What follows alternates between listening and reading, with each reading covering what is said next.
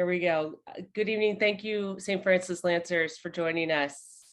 We are very excited to welcome Dr. Carrie Hastings, the sports psychologist for the Los Angeles Rams, as part of our continued commitment to address a topic we call Carrie Holy Family Topics, like mental health and well-being for our athletes.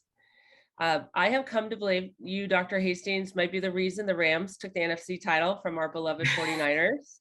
You might be the edge. We are lucky to get to learn from you tonight.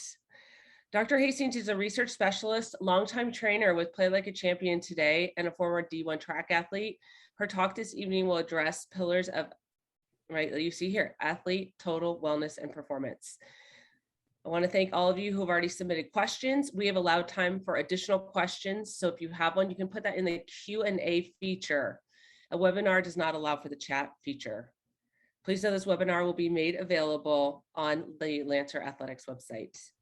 So we'll begin with a prayer, and then I'm going to turn it over to you, Carrie, and we will pray in thanksgiving for just the ability to be here tonight. So begin with a moment.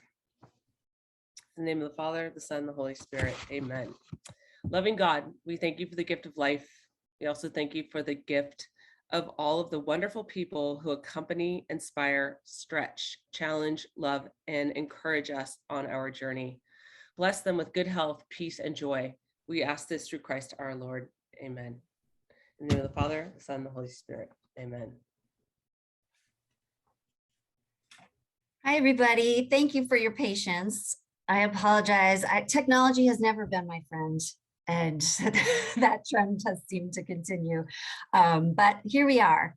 So thank you so much for having me. I'm really excited to give this presentation, and I'm always passionate about educating others in the sport population, just about the mental skills involved, the importance of athlete mental health, and how that contributes to total wellness and your best performance. So today I'm just going to kind of be going through some of the pillars and what I consider pillars, and some of the concepts that I actually use when giving training sessions to the Rams, particularly with the rookies every year when they come in. There are some that we're required to give by the league, and then there are others that I get to choose. So I've incorporated some of that in here. And first I'll tell you a little bit about me. And you can go to the next slide. So I was raised in a small town in Pennsylvania, in the sticks, as they say. And in high school, I was a tennis player and ran track. And track was kind of my specialty. And I was a hurdler and sprinter, and lived in New York City for a while after I went to Notre Dame. At Notre Dame, I was on the track team as a hurdler primarily, but also sprinter and relays.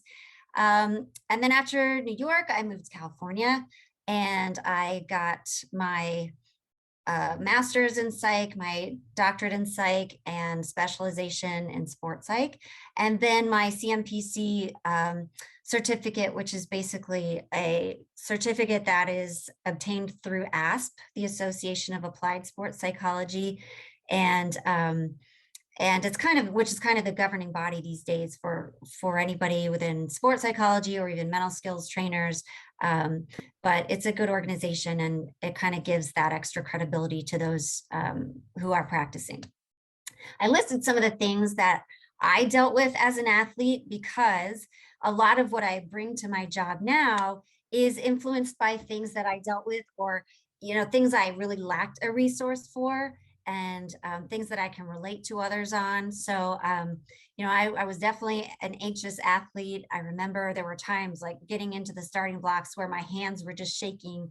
And, certainly that always that balance between athletics and academics, social life, family, that can be a really tough balance. And so I can certainly relate to that. After I got my degrees, I was in private practice and working mainly with athletes, but athletes and non-athletes. And then, not too long after, the Rams moved to LA, and the timing was good, and I was prepared, and it just ended up being a good match both ways. So this is my 5th year with the Rams, and we had a really happy ending this past season. Sorry, Anne, but but I all I asked for was that it not go down to the wire, but they couldn't even give me that. So it was a very stressful but exciting season. Um, and most recently, I live in Westlake Village in California, which is part of Thousand Oaks. You may have heard of Thousand Oaks, which is about maybe 30 to 40 minutes from Santa Monica. Um, and I recently opened a facility called Sports Psychology, which kind of does, I have a staff that I'm training and that does what I do in terms of providing mental health support for athletes and then mental skills development. I just felt like there are not enough resources for athletes at the high school level and even youth level. We're starting to see it now at the professional level and even in collegiate sports. But I feel like if we can nip some of those issues in the bud a little sooner and introduce some tools that athletes can use earlier on, then you can maybe prevent or minimize bad habits later on. So that's kind of my mission now. And that's that. So we can move on. Yes, my last 2 ventures. So these are really the issues that I see the most, especially among teen athletes, but also young adults. And that's, the bulk of the population that I see among the team. Anxiety's got to be number one. And that comes from a lot of different roots, anything from, playing, standing, trying to just make the roster, competing with someone else for your position, belief in yourself and your skills, recovering from injury, even like related to childhood or family issues. So I think that's what I see the most. And then, problems unrelated to the sport itself that are interfering with an athlete's ability to focus and perform to their best. That's up there too.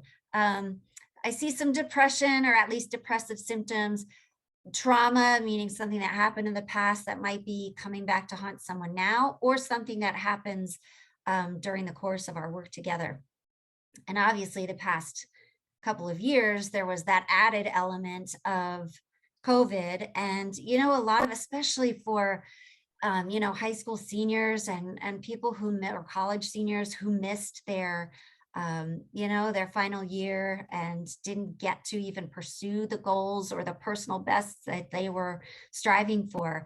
So, there was a real, and there has been a real grieving period that had to take place following that. And then, maladaptive coping mechanisms like substance abuse, out of character aggression, isolation, withdrawal, and dealing with injury. And dealing with injury is a big one. And so the next slide will show you, some of the things that come up with dealing with injury. The initial response to an injury can be like the Kubler-Ross stages of grief: denial, anger, bargaining, depression, and acceptance. And, I will see that a lot. It depends on the person, depends on the injury. Someone might be out for a few weeks and someone else, their season has just ended, or their career. And so, obviously that can hit athletes in different ways. So that's a big one. And there's also then coupled with anxiety about, will I come back as strong as I was before the injury? So these are some of the tactics that I use when working with somebody who's been through an injury. We now, as of last year, I run a weekly process group for everyone on injured reserve. And we've found that to be really, we've gotten good feedback about that. It's not just me doing mental health stuff or mental skills stuff. We also try to organize social events so that those guys can come together and, they can already relate to each other in terms of what they're missing. So that's been a really good asset, I think, for the whole team, even if they're not on IR, because it finds new roles for the people who are injured and then enables them to come back still as part of the group if they're coming back. There's that unrealistic mindset too, in terms of athletes, where it's like, a trainer might tell them you've got 6 weeks to recovery and they hear 4. They're used to being the best. They're used to, like, okay, I work hard at this and then I'm going to see the fruits of my labor. And, that's not necessarily true with injury. You don't have control over that necessarily. So that's some work that's often done in terms of rationalizing, the timeline and being realistic with it, and shifting people's focus back to the present. So we do a lot of work with that too. Next slide. Managing performance anxiety. Performance anxiety is common across the board, whether you're an athlete or not. You may have experienced this yourself in one realm or another. Some people, it's public speaking or taking a test. It can take many forms, but the definition is extreme nervousness experienced before or during participation in an activity taking place in front of an audience. And that's kind of the key piece, because a lot of that nervousness stems from the feeling of being evaluated, or being evaluated in actuality. And that's where a lot of that performance anxiety can be generated. So on the next slide, you'll see a bell curve where, in terms of anxiety, in the sports psych world, it's labeled arousal. I like to conceptualize it more as that good nervous energy, or energy at all, because it's kind of more, if you have too much of it, it's going to be debilitating. And, and same if you have not enough. In terms of the good nervous energy, takes the form more like adrenaline. So you want athletes to kind of find that happy medium right at the top of the bell curve, where they have just enough to where it's not overwhelming them, but they have enough motivation and fuel to perform at their best. So, the goal isn't really to try to eliminate it. It's to manage it and be in control of it and channel it in a way that facilitates performance. So one of the pillars is goal setting. That's a huge pillar that really applies to anybody's conquest in sports. You can go to the next slide. And goal setting really, if you think about why it's important, this is just a list of reasons, but motivation, confidence, it gives purpose to your practices, and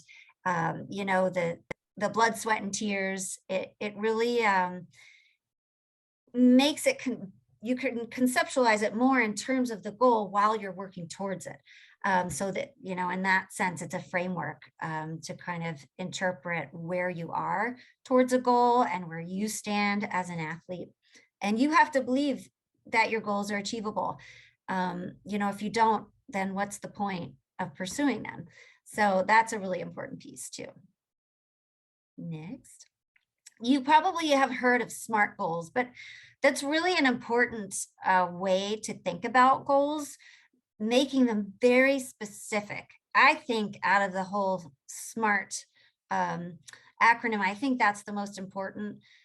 You should also make them measurable and, achievable while being pushed. But ultimately, even if it's not that day, you want to make them achievable, relevant to the task, and then time bound. So, within how long do you want to achieve that goal? In terms of being specific, I always stress, okay, you have this goal, maybe it's a long-term goal, and then you break it down until you can't break it down anymore. And, you get to a very concrete, specific idea of what is the goal for today, because that's going to lead you ultimately, hopefully, to the long-term outcome goal. So SMART goals are a good way to think about them. Goals can be task involved, and that's where you're really kind of competing against yourself. You are trying to achieve your personal best, maybe break your own record, but that's really all about you. Whereas ego involves someone else or another group. So you're competing against another person, another team, and you're comparing your effort and your result to theirs. And so, your goal is to outperform this other person or team. And obviously they can be both at the same time as well, which they usually are. These are the three main categories of goals. There's the long-term outcome goal. And so, that's the end result. That's what you want to do. And so let's say you're a baseball player and your goal, your long-term goal is to be able to hit a home run, meaning like over the fence. And so then, like I said, you need to break it down into little mini goals. And then you'll think about performance goals.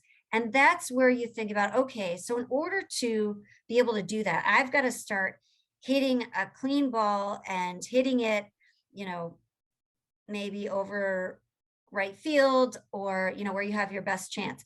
So that then you've narrowed down the focus.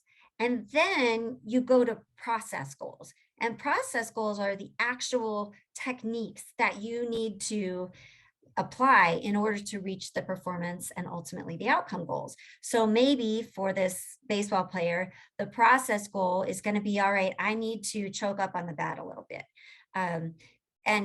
So that you can see once you master that technique, and then, you start trying to hit your target. And again, if it's measurable, maybe your goal is to, by the end of the week, be able to hit five in a row to right field. And then, moving on to each goal, and hopefully then you get to your outcome goal. And those goals can be mental or behavioral. Again, good to have both. What would be an example of a mental goal, Carrie? Well, it might be, so you might have like an outcome goal of not being so negative. And then you might break that down into really starting to identify the negative self-talk that you're engaging in, and what specific statements you're saying to yourself. And so let's say you find yourself saying after, let's say I keep going to baseball, but let's say you're a pitcher and somebody, hits a home run off of you. And then you might be like, I stink, or I don't know why I'm doing this, really getting down on yourself. So then the goal would be to not get hung up. You could have a few, not get hung up on, errors, mistakes, things that you don't want to happen. It's in the past. So shifting your focus to the present, that would be the actual technique that you have to do. Replacing the negative self-talk with some more adaptive, positive self-talk. And when I say positive, it's not necessarily just sunshine and rainbows, but it's more of a realistic, encouraging self-talk, and talk that will help bring you back to the present. And that involves mindfulness, which I'll talk about in a little bit. It's always good to make goals visual. There's something about making them visual that makes that motivation a little bit stronger. When you can see them, it kind of keeps your commitment to the goal. You're holding yourself accountable. You can either write them down or put them in your phone. I prefer writing them down because, if you're putting them in your phone, you kind of have to go looking for them. Whereas if you're writing them down and you leave it out somewhere, you see it regularly and you're reminded of, kind of what you're shooting for. And I also always like to be able to cross things off. That gives a sense of achievement, even if it's those mini tasks. And that is reflective that you're making progress. Even if, it doesn't seem like a whole lot at once, you can see it. So that's just a little tip in terms of structuring your goal setting.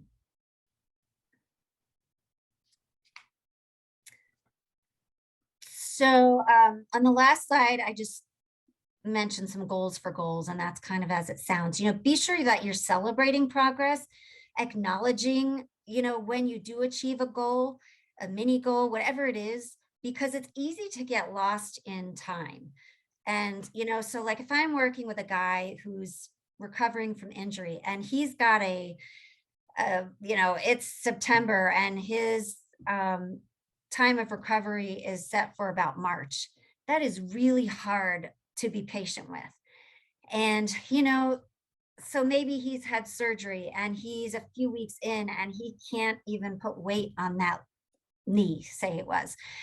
And, it can be a really lonely period too, because all of a sudden these guys whose entire day was structured for them, they were at the practice facility, had a routine, all of a sudden they're left with nothing. They're sitting at home, they get bored, they feel like they're not doing anything to progress. But if they kind of keep track of, the rehab schedule, how they did maybe that day or that week, and then, if they've written them down and they can kind of flip back maybe 2 weeks later and they can see, oh, I wasn't able to put weight on my knee before, and now I'm putting like 75% weight on it. Like, okay, I guess something did happen. And so even if it feels like time is moving so slowly, being able to see that and have it documented and account for it can be really helpful. So celebrating that progress. Okay, next. So how do you identify signs of stress?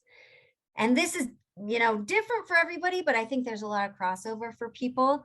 Think about it for you. Normally, if we were in person, I would ask you for some things that you notice, but typically people say, their heart beats faster, or they get sweaty palms, or their breath gets higher and faster. But typically the first sign that someone is becoming anxious happens within their body. It's a physical sign. And that's important to know, because that's really when you want to try to implement a strategy to keep it from going from a 0 to 10. If you can kind of, reduce it or keep it to a minimum, even if it goes to a 6 instead of a 10, well, that's a significant difference.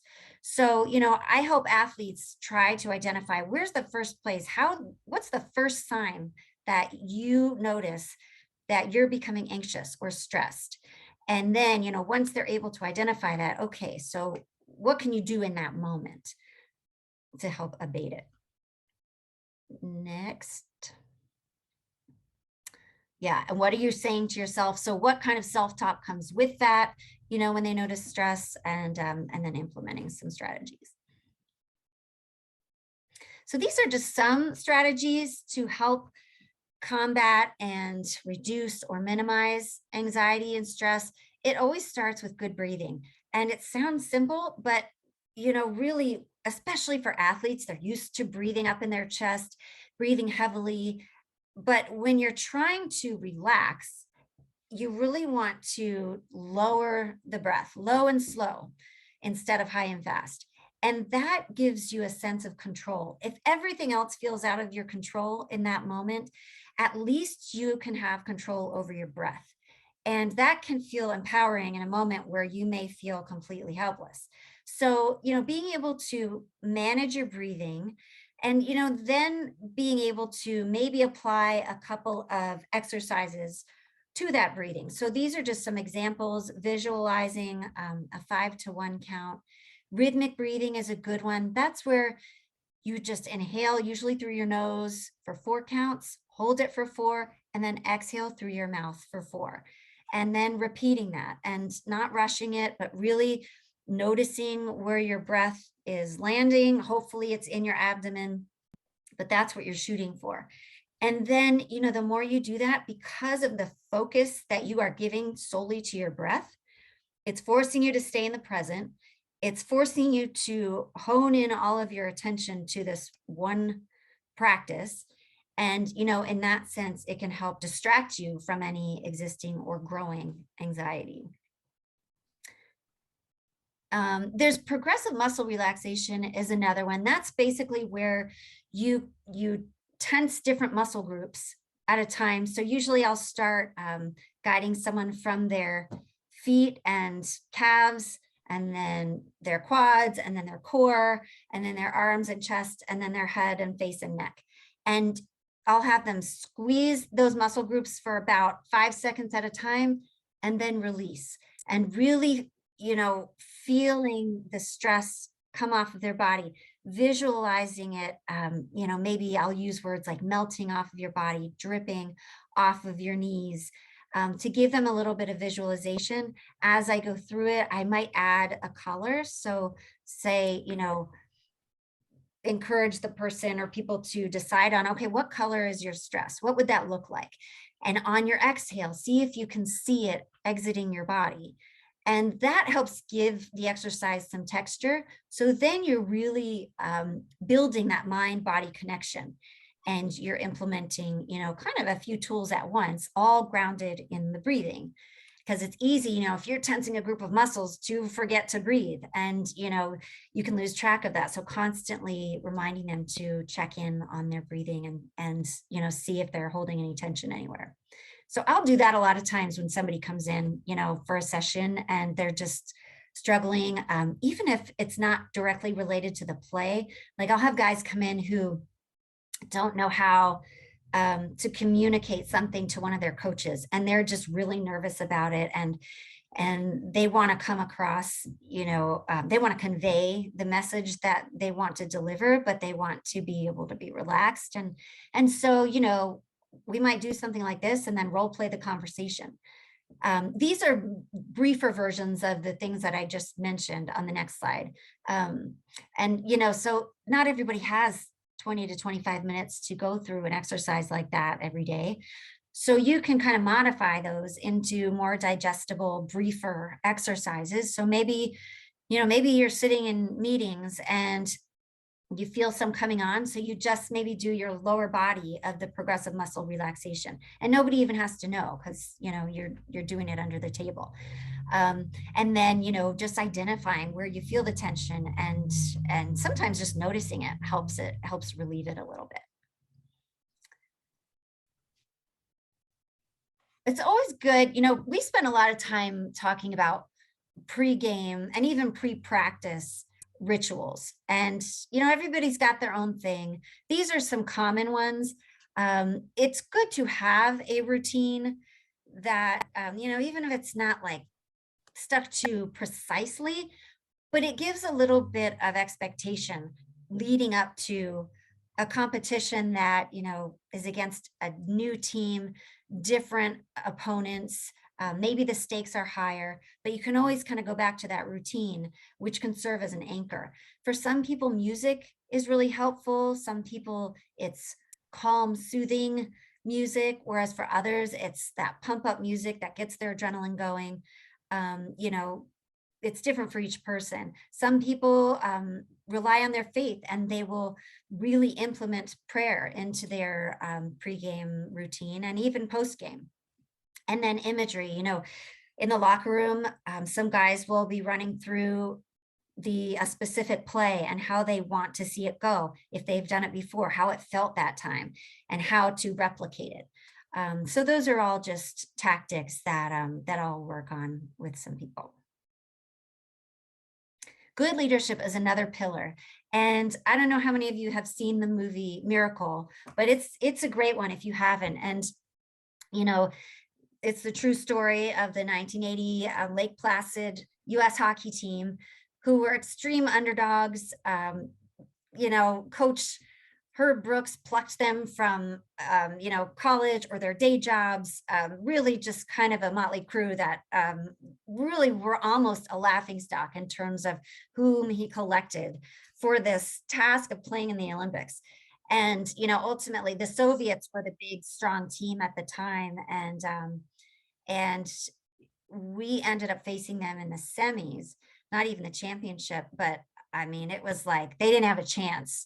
They didn't have a prayer. And so in this clip, you'll see some of their pregame rituals. You'll see some of the anxiety and how that's manifesting. And then you'll see the leadership exemplified by the coach, and how, they had to kind of buy into his belief in them in order for theirs to kick in. And you'll see what the good leadership, what that does for them.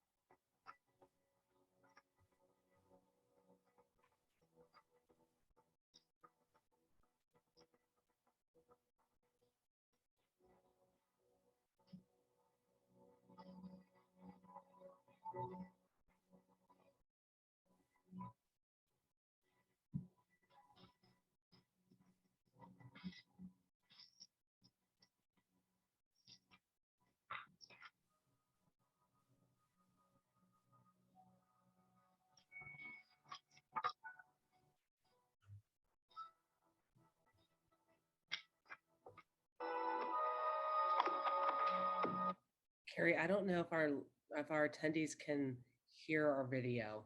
I just got a message about that.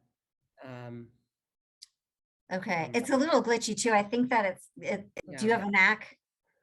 I do. I think sometimes when Yeah. it's like PC to Mac, yeah, the quality gets a little glitchy, but Yeah.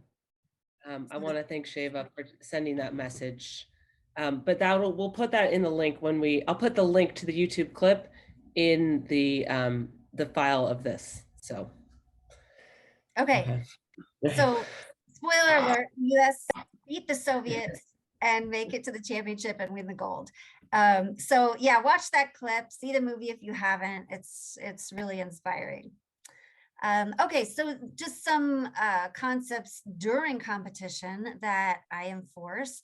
Don't forget to enjoy it. Enjoy. Now, sports aren't fun 100% of the time. It's hard work, it's pain, it's blood, sweat, and tears, it's sacrifice. But going back to what made you fall in love with the sport to begin with? When you go out there, what are you grateful for? Implementing gratitude and mindfulness. I was working with a softball player once, and when we worked through that, she tapped back into when she first started playing, and she was a little girl, and she said it was the smell of the dirt and the grass, and that's still there. Whatever level she was, that was there, and so she could kind of use that as her anchor and ground her in the present and remind her of how much she just loves the sport, which is easy to forget about the more competitive you get. I will have athletes incorporate a cue word or phrase or even a behavior that serves as a signal to something. So, kind of like snapping them into gear. For example, a kicker that I was working with, his key, when you're a kicker, you're on the sidelines and can be a lot of downtime, a lot of waiting, and it's hard to kind of stay at that level of arousal that you need to be when you go in there. So, we worked on, okay, what's a good cue for you when you go in so that you can kind of snap into that mode and get in the zone and then shut it off. And so his was his helmet. And when he put on his helmet, okay, I'm in the zone, would go out, do his thing, run back off the field. And it wasn't over until he took his helmet off. So that helmet behavior was the cue. And that was really helpful for him. And it kind of bookended that crucial time that he needed to be focused. And, you can also use a cue word, like even if it's like a sound or, one word that represents an action. So, another kicker that I worked with used the word smooth right before he would kick. Smooth, because that was what he needed, that he had been working on that, and that's what he needed to feel before he actually kicked.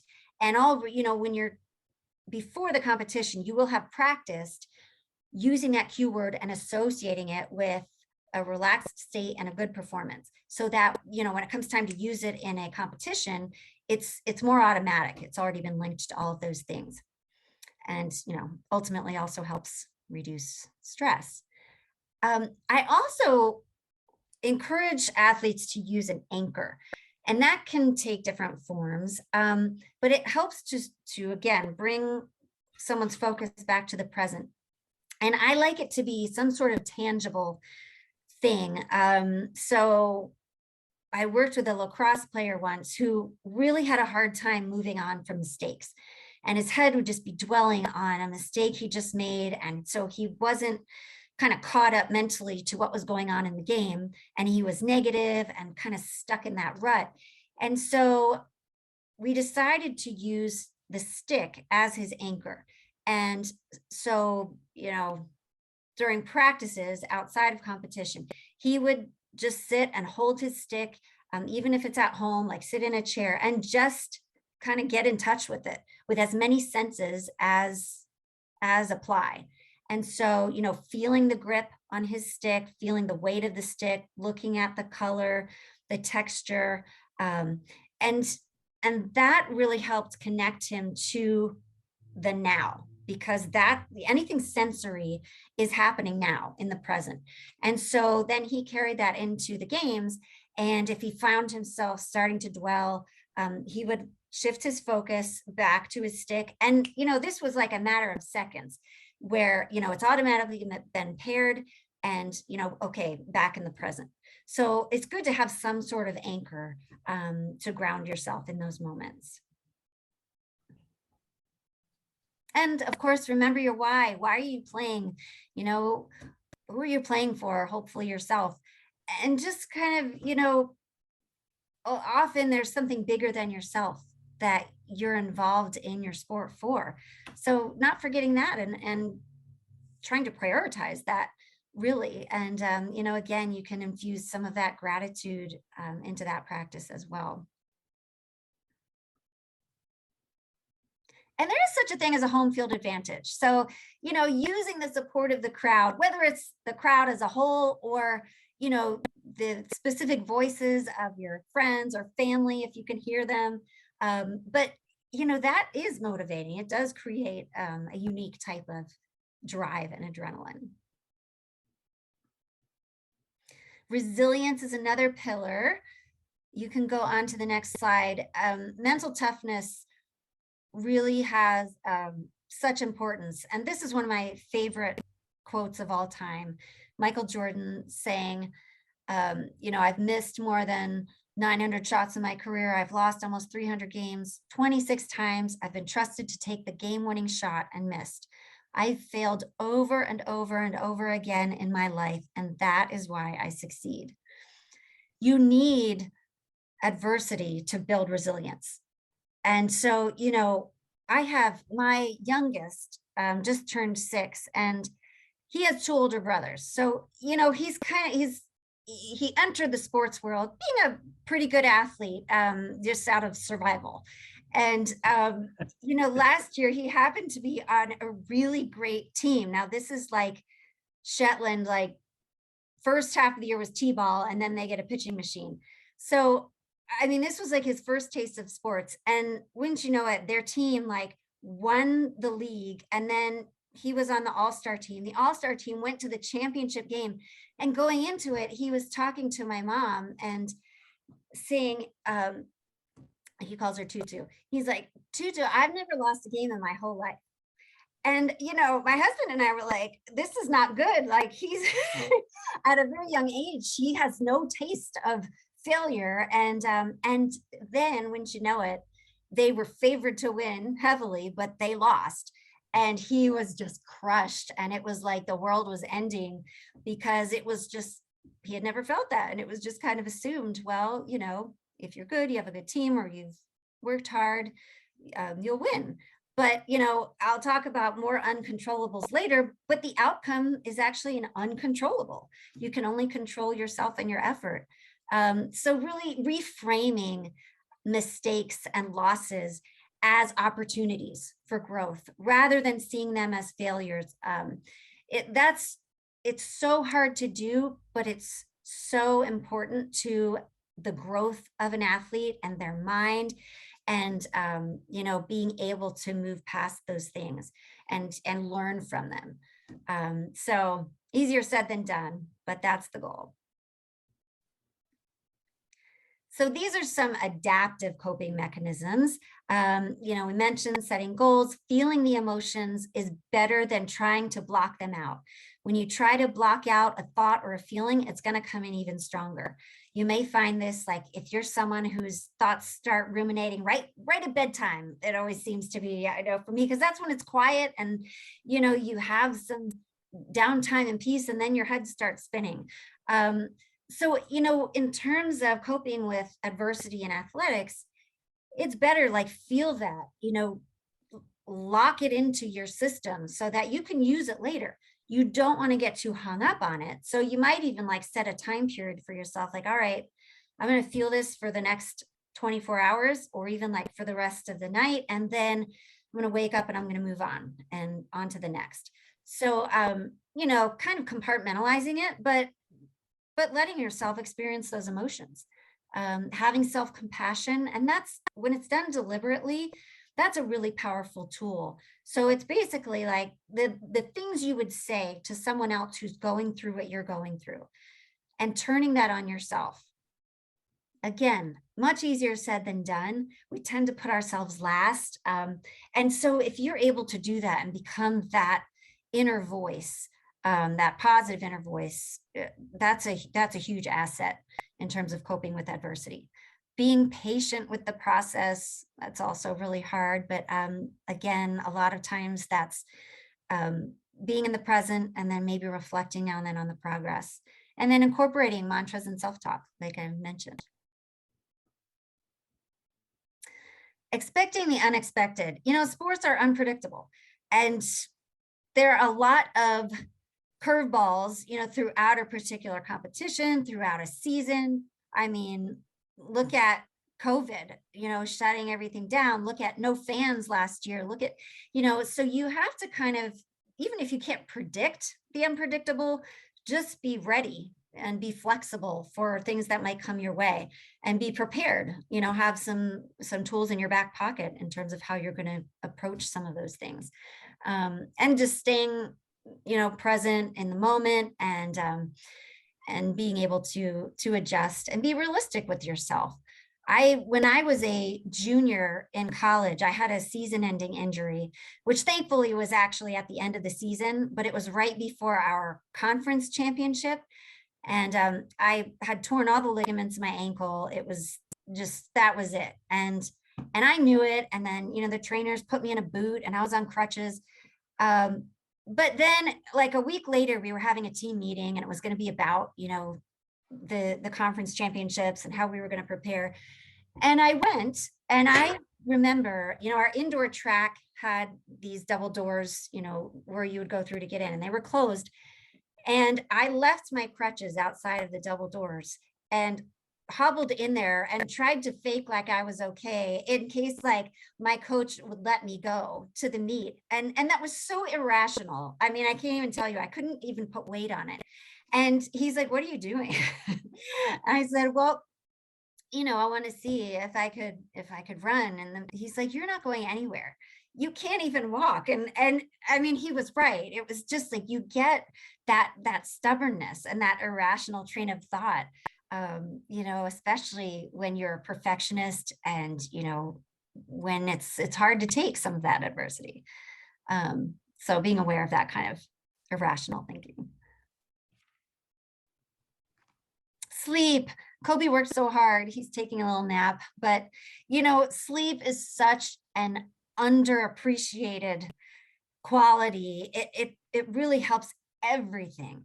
And I think sometimes people think that the longer they work on something, whether it's homework or they stay at the weight room longer, if they're the last one to leave or if they're up till the wee hours, that okay, I've worked the hardest or I've spent the most time working, so I'm going to be at my best. I'm going to be the best.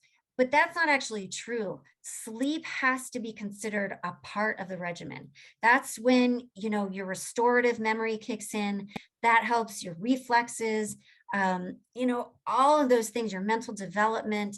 And so really prioritizing that is something that I enforce constantly with athletes and coaches.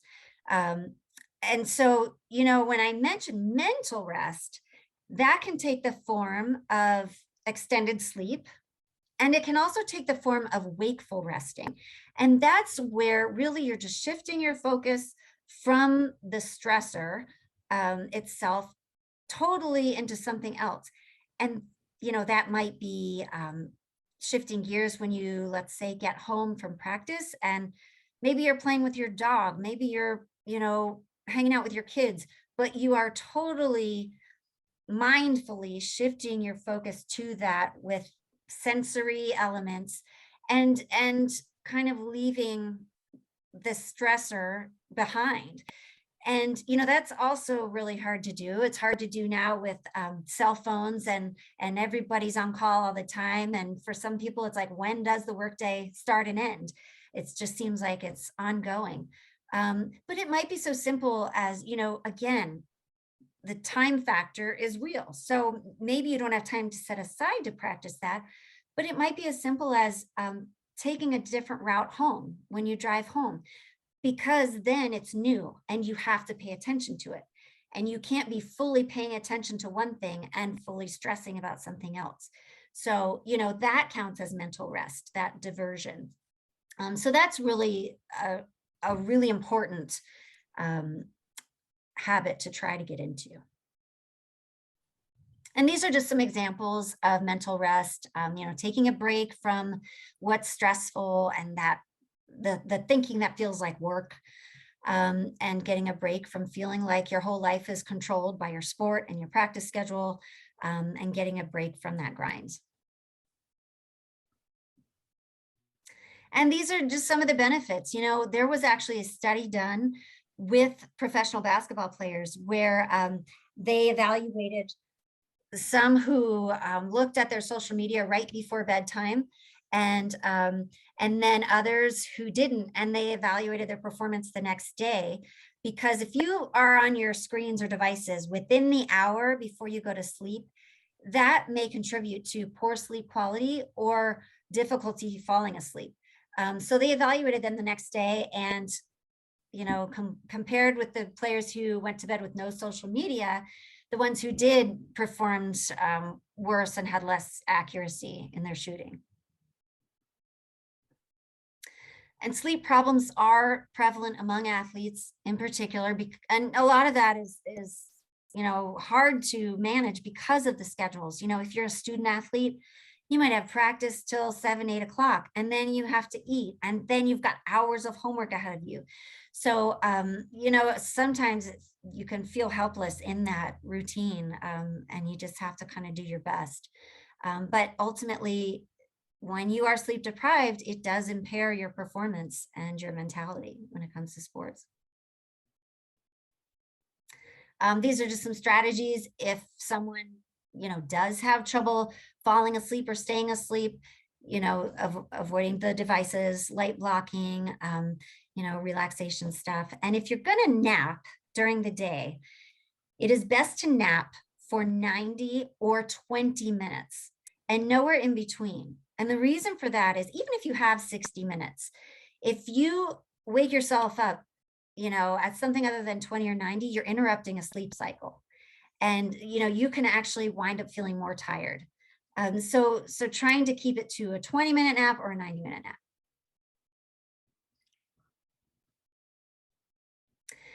Champion mentality, these are, again, just ways of thinking that will fuel performance, and keeping your eye on the ultimate goal, implementing mindfulness and gratitude and self-compassion.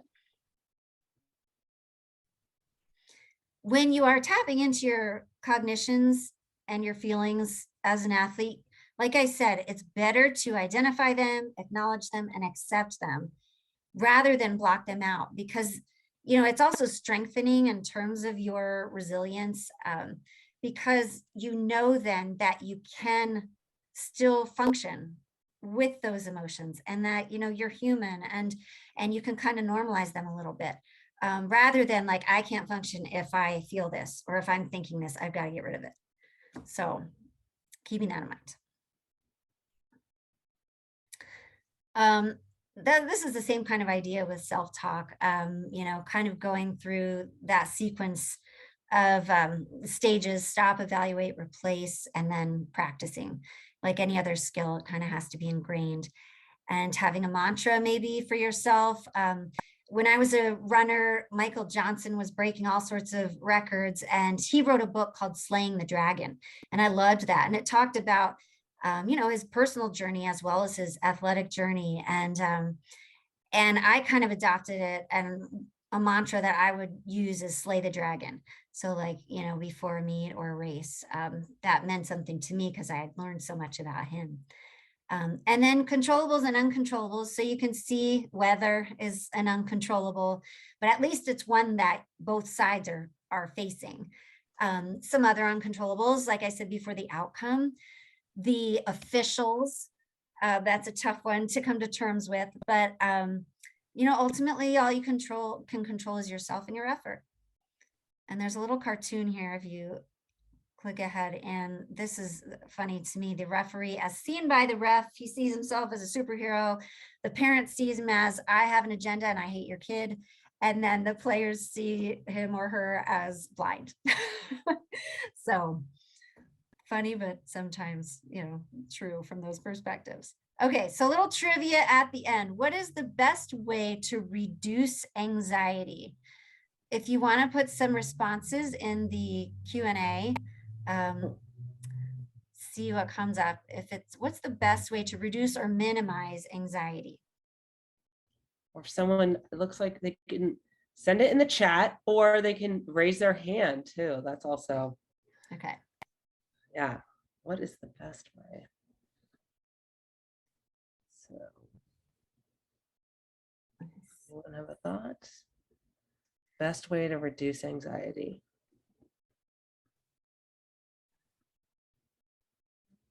Anybody? It's, some of the pillars that I mentioned definitely will. Oh, here we go. Okay. Deep breaths. It's from Cara Fernandez. Deep breath and a small breath. That is not wrong. That's true. Deep breathing, yes. Deep breathing. Mm-hmm. That's correct. It's not what I have there, but that is correct. And you were paying attention. Have a routine. Yep. That's kind of closer to the answer I have. Anyone else before I anchor? Yep. And practicing all of those things, everything you're mentioning plays into the answer, because that's kind of the mental and performance stuff in addition to the skill-based stuff. So, and you can click again, and then we'll see what the answer is preparation. And so, having done all that work, all of that repetition, all of the practice, so it's not just being physically prepared, it's being, mentally prepared as well, and, physiologically prepared in terms of relaxation and all of those things. When you're prepared, when you feel like you've done everything you can do, that's going to reduce anxiety, because, there's nothing else you could have done. And then it's like, well, I'm here. There's nothing else I could do now anyway. Might as well just go out and do my thing. All right, there's one more trivia question here. With what body parts do you win? What body parts? There are two that will lead you to success the most.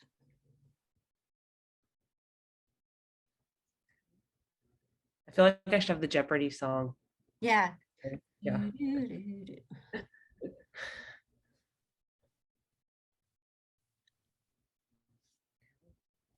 Sophia, your brain. That's one of them. What's the other one? Nice job.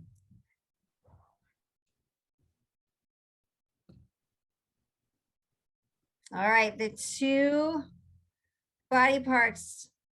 Yes, good job. Wow, first guesses. Here and here. Those are the two spots that you succeed with. So nice job. So that's kind of the end of my presentation, but I want to leave it open for questions. If anybody has some questions or comments, feel free. One question for Dr. Hastings.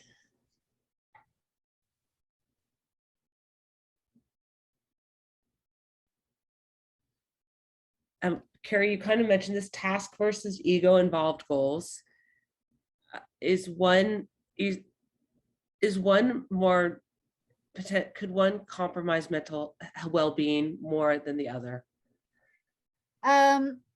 If one were going to, I would say it's the task based, just because sometimes with athletes, they can become obsessive, or it's never enough, or if their goals are maybe too much out of reach for that particular competition, it can almost be a setup for quote unquote failure. So you can almost get in your own way in that sense with the task based, but I think it could be both, depending on, if it's not realistic, and if your perspective on it isn't healthy. Anyone else have a question?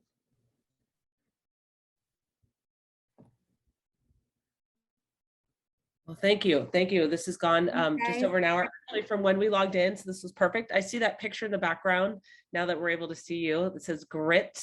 How Oh, yes. appropriate. Yeah. Yes. For that one. Grit means Yes. a lot to me. I'll end with a quick story about the first track meet I ever competed in as a freshman in high school.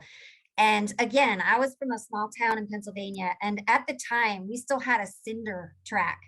And I had trained heavily for the 100-meter hurdles, and I had wanted to compete in the 300 hurdles, but um, the coaches kind of forgot to coach me on that and how to do that, and then they put me in the race, and I said, I haven't practiced this. They said, oh my gosh, you haven't? And I think one coach thought the other coach was doing it. Anyway, so I said, I'll do it. I'll just wing it. I'm thinking like, I just have to run and jump over the hurdles. Um, and I attempted it. And then right around the final curve, I clipped a hurdle and I just totally face planted and bloodied my knees and my elbows. And there was grit from the track all in them. And I could have ended it there. And I was so embarrassed, but I said, okay, I'm going to finish this race. And even though it hurt, I cleared the rest of the hurdles and hobbled my way across the finish line. But that, as my cheesy metaphor, that really helped develop my internal grit. And so I always think about that meet, talking about building resilience and facing adversity, and that really propelled me forward in my track career. And I said, I'm never letting that happen again. I will always be prepared. And so the word grit means a lot to me. Way to bring it full circle with the answer to your first trivia question, right? Be prepared. We love it. And with the motto like slay the dragon, Carrie, wow, we can see where it all began. So that's wonderful. I just want to say thank you. What you offered for student athletes was wonderful. So many tips, so much to the research behind it, and just ideas and suggestions, and also invitations just to think about our own lives, and then also ways to carry it out. We are so grateful. Thank you for your time. It was really fun just to think about the different roles that we can take care of ourselves mentally and for our well-being, and also for one another. I think there was so much for parents and coaches as well. So thank you for your time. My pleasure. I asked if you were going to wear your Super Bowl ring. I hope you got one. I did it. They're not in yet, but I've been fitted for it, and I'm hoping tomorrow is actually kind of our day one back into focusing on next season. So I've got some meetings tomorrow, and I'll see when I'm up there if they've arrived. But yeah, I'm excited. I don't have it to show you yet though. Congratulations on that. It was great to hear that the league requires so much of what you do for new players, but also for ongoing players. That's a great model for us, as we really want to encourage a holy family. Both WHOLY, right, is kind of our play on words, as well. Holy Family at St. Francis High School. So thanks to everyone who attended tonight. Thank you to everyone for hanging in there as we got through our tech, and have a great Holy Week. Thank you, Dr. Hastings. If anyone has questions, you can feel free to contact me. My name is Ann Strickers. I'm Assistant AD for Mission and Engagement, and we will post this session to our athletics webpage. Thanks, everybody. Thanks, guys.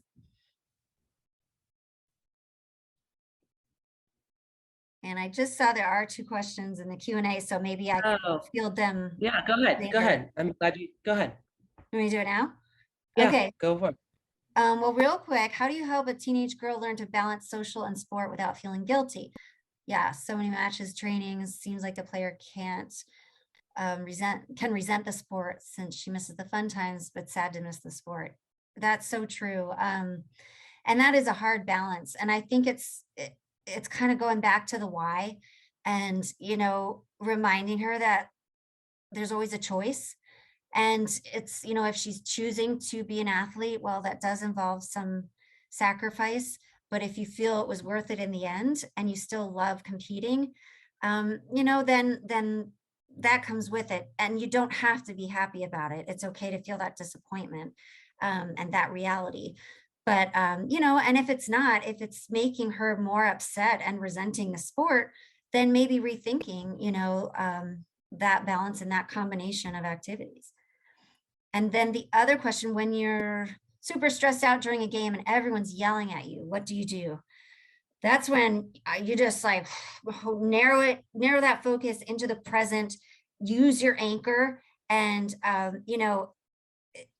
rather than thinking of it as blocking that out, which you're kind of doing, it's more like distracting yourself from it, because you can't eliminate it. You can't make it go away, but you can control where your focus goes. And again, using those sensory elements is really one of the best ways to do that, or at least start doing that. Those are great questions. Does anyone else have questions before we got some thank yous from our group? Great. Yeah, well, people should be getting rest this week. We start spring break. Students' spring break starts on Wednesday. So make sure you get a lot of sleep and mindful rest over the break. And happy Easter. We'll think ahead to that. So thank you. Great. Thanks, everybody. Thanks again. Good night. Thank you, Carrie. Thanks, St. Francis. Good night.